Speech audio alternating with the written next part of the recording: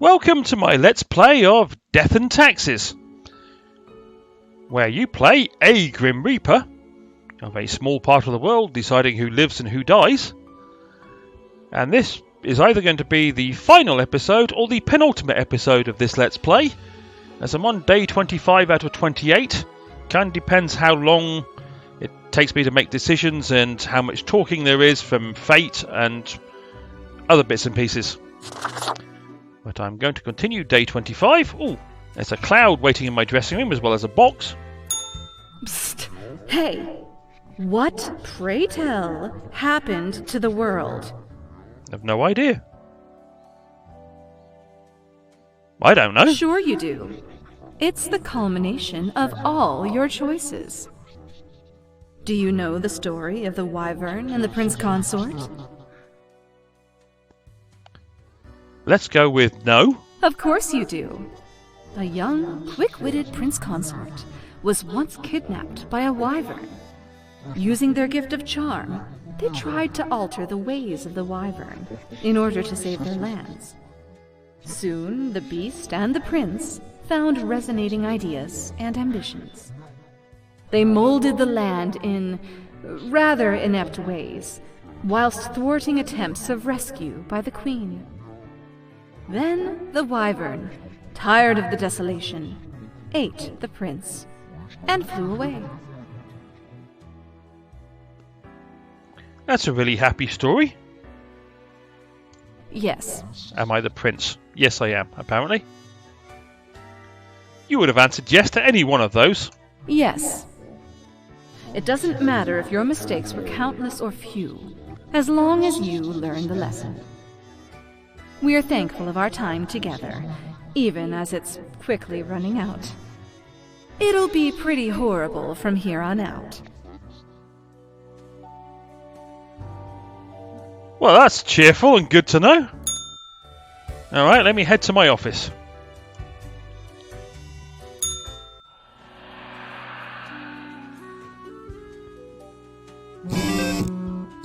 Okay, I've got 7 profiles.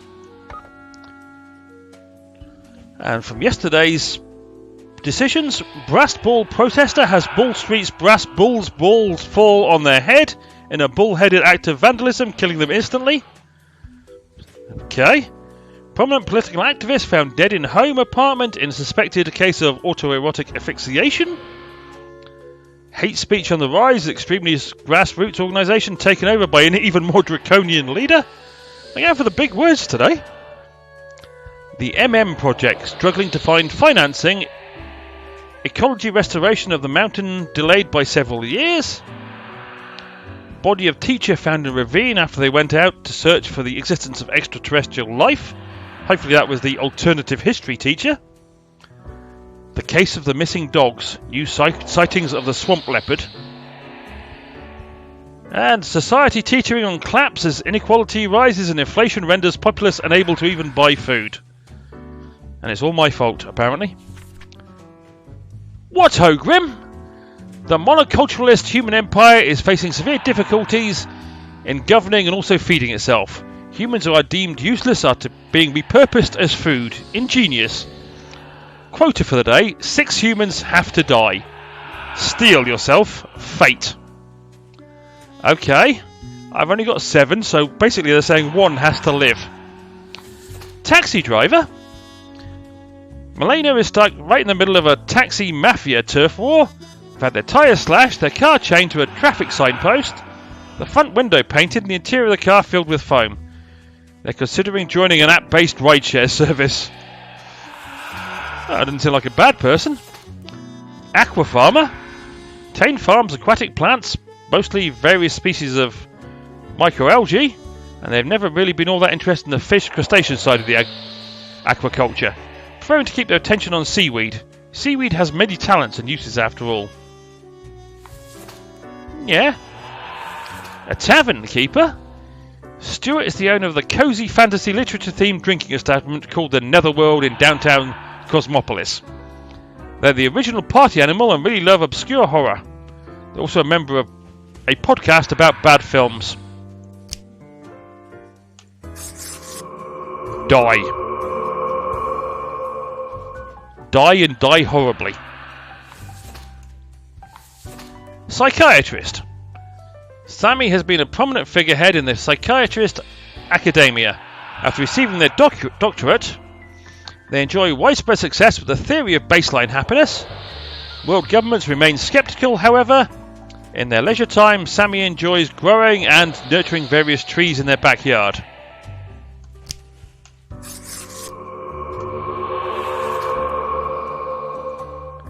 Not a fan of psychiatrists. Fast food chef. Lionel is a burger-loving person. He loves making them and eating them. Nothing would keep them more happy than having the chance to keep on running their little burger joint on the corner of Ball Street. However, lack of purchasing power and government-subsidised nutrition sludge factories threaten to put fast food out of business. Yeah. District Attorney. Damon is a massively corrupt law enforcement official. They do their job effectively, but also engage in bribery and nepotism. They also run, a very successful smuggling ring that provides weapons and live ammunition to developing countries. They have a rescue cat who they love very much and name them Mooch. The cat almost turned it for you, but not quite. Unemployed hipster. Yeah, I really don't care what it says. Die. Okay, so I've got to choose between the taxi driver, the seaweed guy. Well, we've got food problems anyway, so... And who was the other one? The fast food chef.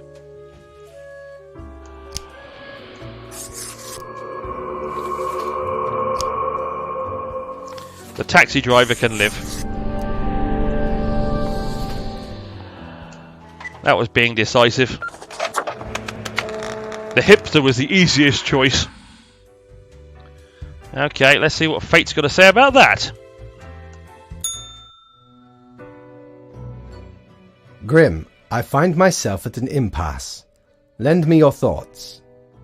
Should my prose be more experimental, or should I stick to traditional narrative techniques? Oh, experimental for sure. Grand, yes. The exploratory aspect can lead me across the boundary. You are still here, Grim? I guess you want to talk about work instead? Oh, fine. Let us take a look at the situation. My, so much chaos. Pain and suffering are off the charts. A dystopian monoculture enforced by Frolix Productions, the only remaining Ultra Corporation. It will not last long. Nearly all resources have already been wasted. Humans turned into food paste to feed the starving affluent, into batteries to power the distraction complexes. One has to admire the ingenuity of Walt Guybrush. Oh, Walt Guybrush was one of the people I let live relatively early on, as he wanted to control a movie studio, and apparently he's expanded to pretty much control the world now. What can I say? Things do not seem to be going well at all. I thought your rules were supposed to stop this. Are you sure you followed them properly? To the letter? Yes. What is done is done. These are the consequences you must live with, while you still live. Off to work, Grim. Certainly you have no time to waste now.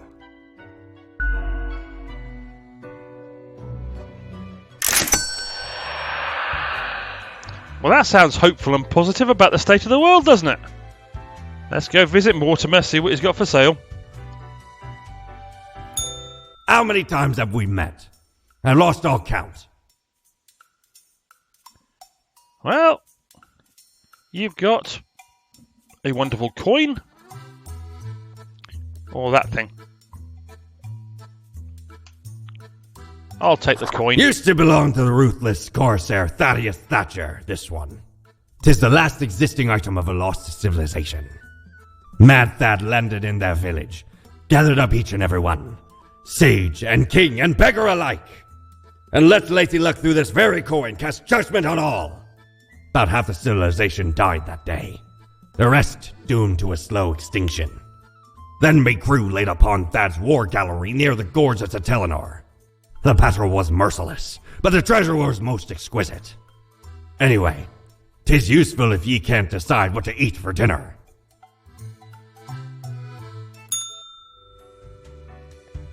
Okay, long tail. And I guess we'll see my new purchase in the morning, which is right about now. That's my new purchase. Okay, there's 3 things. Let's go see what the phone's got to say, considering how many people I killed yesterday. Unknown individual found dead in trash can as host of dumpster diving blog meets their unlikely demise. Cosmopolis own sweetheart, district attorney presumed dead in car bomb attack. Diseases run rampant and claim lives as pharmaceutical companies establish chokehold on available medicine. Last issue printed, and website soon to be closed as collapse of monetary system crushes society. Barkeep impaled on a broadsword. Coral reefs dying out at an unprecedented rate due to pollution and ocean acidification. Yeah, the human race is pretty much doomed. And that's what my latest purchase, basically a coin with a live, live, or dead, basically live or die symbol. If you can't make a decision, you can always flip a coin. Okay, the mail. Oh, let's move the coin out of the way. I hope you read this post-haste. A dystopia. Look out the window, Grim. This is what the humans have created for themselves. An utter wasteland of nothingness. And insanity. Quota for the day, 2 humans have to die. Keep up the good work. Fate. Well, politician? Rio has been aggressively advocating for new radical policy which completely eliminates all taxes. Any and all vocal opponents are mercilessly mocked. I mean, what did taxes ever do for us anyway? Oh, I feel like I'm in a sketch. A scene from the life of Brian. Dystopian excuse me. Dystopian lunatic. I wasn't expecting that to come up as a position. Alabaster has completely lost it. They lost all their material possessions with the world falling apart along with their mind. Now they roam around the ruins of Cosmopolis City in their spiked diesel truck, imitating the pirate legend Mad Thad. Whoever gets in their way, Alabaster judges whether they will live or die based on the flip of a coin. Yeah, I've got one of those coins too, mate, but I'm not going to use it for you. An accountant. Dina has always loved numbers, and working as an accountant gave them plenty of opportunities to crunch numbers all day long. They know the tax law by heart and always make sure their clients pay all the taxes. Deity, have mercy on the client who dares to ask for tax evasion advice. You seem like a genuinely decent person, so you can live. You get to die. And you get to die on the general principle you're a lunatic.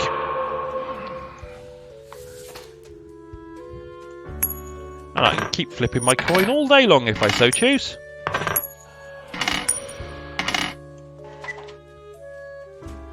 Let's confirm my choices.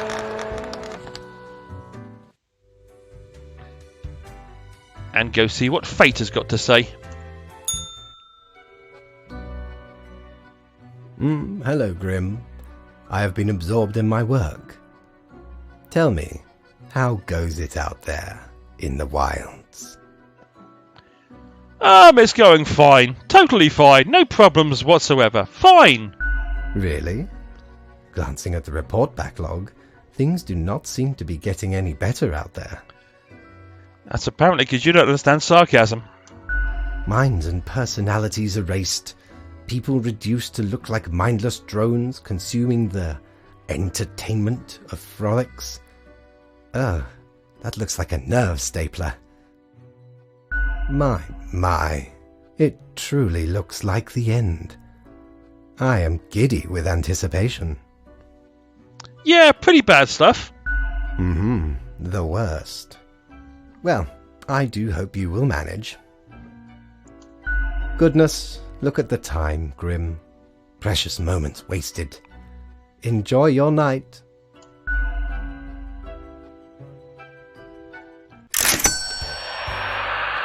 So the world's about to end horribly. It's apparently my fault. And yet... Ever wonder if there's a way to do things differently? Always, mate. Right, I'm going to buy the Infernal Illuminator. Because I can. The base, the marble plate of Yorn. The arms melted from the cannons of a galleon. A socket, a shell of a ferocious sea monster. The shade made from the skull of the beast of Hogward. The coil bent from the thorns of a rose bush in Guyana. I, me drinking buddy, a master electrosmith, built this illuminator. He also loved to spark me drink and laughed gleefully when me whole jaw sizzled. Pranked him right back by knocking his teeth out.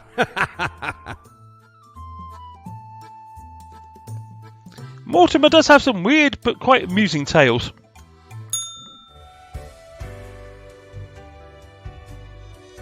Well, my illuminator will be available on my desk in the morning, so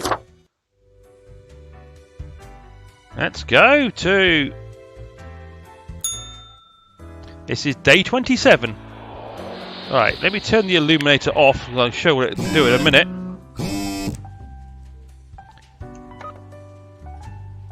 Listen in on 98.3 and shake your leather pants to the sweet tunes on Power Moron Radio. Crow News, last transmission folks, no more water, see you all on the other side. Okay, read this. Apocalypse now. Unbeknownst to themselves, human society has finally collapsed. Whatever normalcy and humanity was left in the world is now swiftly fading.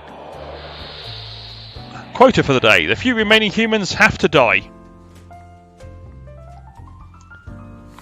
Oh, we got a gorilla. Ulysses went into hiding in the extensive forests around Cosmopolis City a dozen years ago when they anticipate an invasion from abroad. Although the assault never came, Ulysses has grown accustomed to their nomadic lifestyle and have decided to continue patrolling the forest for enemy combatants.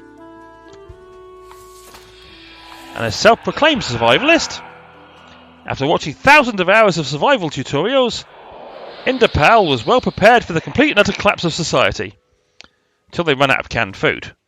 They currently hold up in an apocalypse shelter, hiding from the straggling AI-controlled flesh collectors.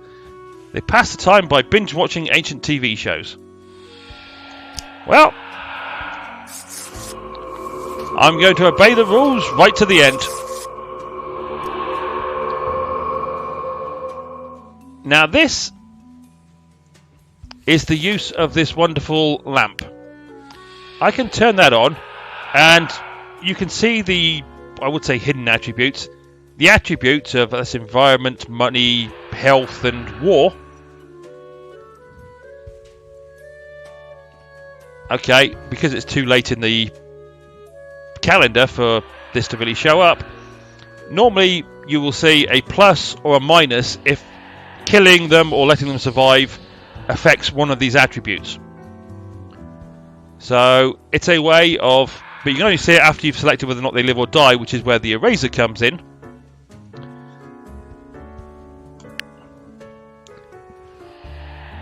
That way you can erase if you think you've made a bad choice and change your mind. But I'm going to kill them both.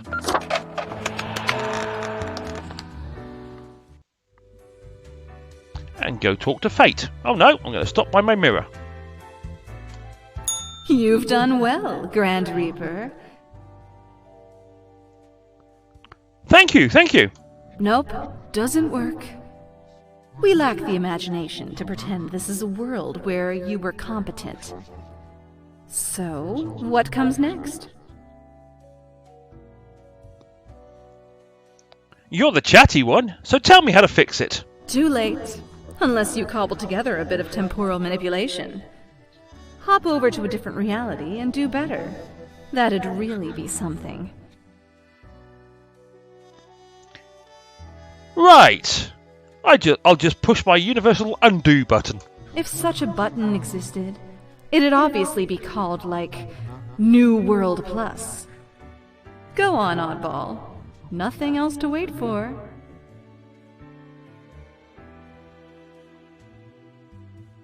Fine, it's fine. Sums you right up. Either devastating mediocrity or destructive apathy. We've reached the end. In general, I mean. Not with us. We will never leave you. Oh, that's As comforting. long as there is a you, there will be us. Until the next round. Well, okay. Let's see what fate has to say. It is growing quieter, Grim. Not much left now. No, nothing left. The last day beckons. Whatever will it bring?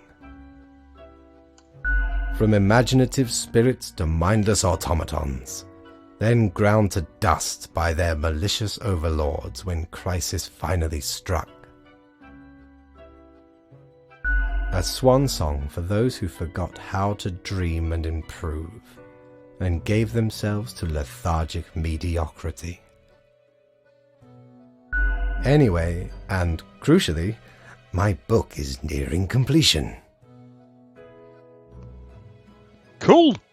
Far beyond freezing, my friend. It nears absolute zero. Leave me to my grand labour, Grim. Tomorrow we shall deal with the final matters of this office.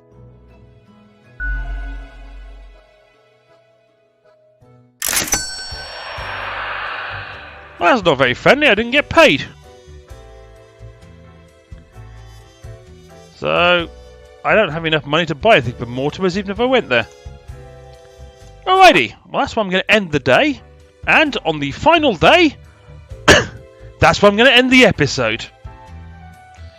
We will see what the final day is like in the final episode, which will be coming up, I'm sure, shortly. But as always, I hope you enjoyed. It's kind of interesting seeing this ending. The first time I played it, well, say the first time, the only other time I played this, I killed the world in a war, I think. This time I had it destroyed by corporations and humans eating humans. That's a different way of killing off the world. I'm sure there are a variety of other endings, but I haven't got to them yet. Alright, as I say, that's where I'm going to end this episode. As always, I hope you enjoyed, and hopefully I'll see you down the road for the final episode of Death and Taxes in the near future. Cheerio!